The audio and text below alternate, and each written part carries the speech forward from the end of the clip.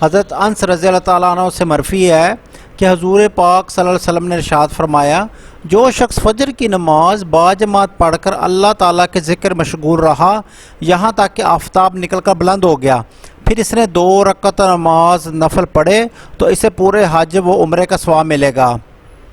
ایک اور حدیث پاک حضرت معاذ بن انس رضی اللہ تعالیٰ عنہ سے مروی ہے کہ حضور پاک صلی اللہ علیہ وسلم نے فرمایا، جو شخص فجر کی نماز سے فارغ ہونے کے بعد مصلی پر بیٹھا رہے، اس کے بعد 2 رکعت نماز پڑھ کر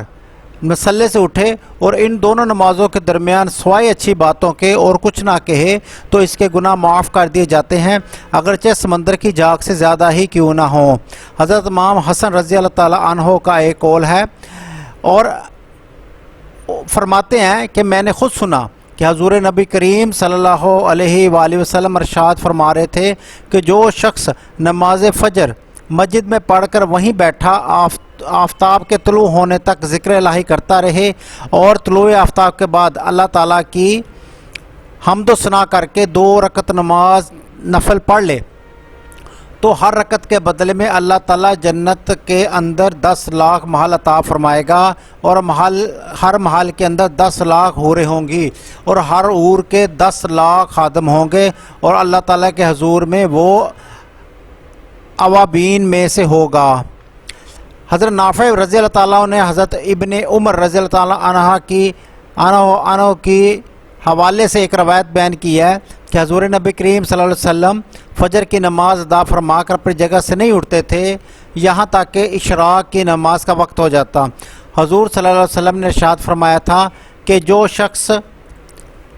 فجر کی نماز پڑھ کر اسی جگہ اسی وقت تک بیٹھا رہے کہ اس کے لیے اشراق کا وقت ہو جائے تو اس کی نماز فجر ایسی ہو جائے گی جیسے کسی مقبول حج اور عمرہ۔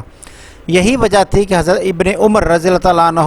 نماز فجر پڑھ کر طلوع آفتاب تک وہیں بیٹھے رہتے تھے۔ جب ان سے اس قیام کی وجہ دریافت کی گئی تو انہوں نے فرمایا، میں سنت کی پیروی کرنا چاہتا ہوں۔ نماز اشراق پڑھنے کی فضیلت کا مطالعہ کرنے سے معلوم ہوا کہ نماز اشراق 2 رکعت نفل ہیں جو فجر کی نماز کے بعد مسجد میں سورج کے 1 نیزہ بلند ہونے یعنی سورج کے پورے نکل آنے پر پڑھے جاتے ہیں۔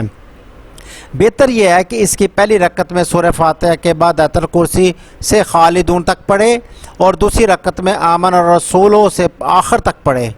اگر یہ آیات مبارکہ یاد نہ ہو تو جو یاد ہو وہی پڑھ لے، اس کے بعد دعا کرے۔ اشراق کی نماز کی 4 رکعت بھی پڑھی جاتی ہیں، اس لیے چاہیے کہ پہلی رکعت میں سورہ فاتحہ کے بعد 3 مرتبہ آیت الکرسی اور 7 مرتبہ سورہ اخلاص پڑھے۔ دوسری رکعت سورہ فاتحہ کے بعد سورہ الشمس 1 مرتبہ پڑھے۔ تیسری رکعت میں سورہ فاتحہ کے بعد 1 مرتبہ سورہ الطارق پڑھے اور چوتھی رکعت میں سورہ فاتحہ کے بعد 1 مرتبہ آیت الکرسی اور 3 مرتبہ سورہ اخلاص پڑھے۔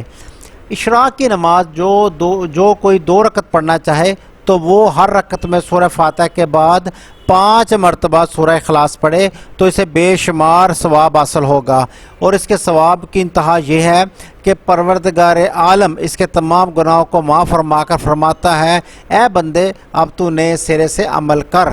اللہ تعالی ہمیں عمل کی توفیق عطا فرمائے۔ ناظرین، یہ جو روحانی وظائف بتائے جاتے ہیں یہ ہمارے روزمرہ زندگی میں کام آنے والی چیزیں ہیں، ان کو ضرور استعمال کیا کریں۔ اشراق کے نوافل پڑھنے کی بے انتہا اہمیت ہے اور اس کی بہت زیادہ فضیلت بیان کی گئی ہے۔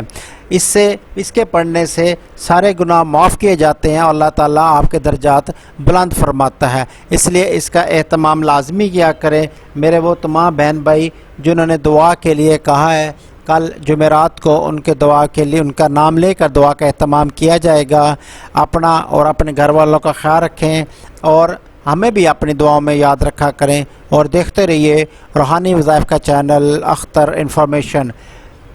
ایک اور بات لازمی کیا کریں کہ اگر آپ کو ویڈیو اچھی لگے تو سبسکرائب ضرور کر دیا کریں اور دوستوں کو شیئر بھی کیا کریں، یہ ایک صدقہ جاریہ ہے۔ تو خیال رکھیں اپنا بھی اور دوسروں کا بھی، گھر والوں کا بھی، اور دیکھتے رہیے روحانی وظائف کا چینل اختر انفارمیشن۔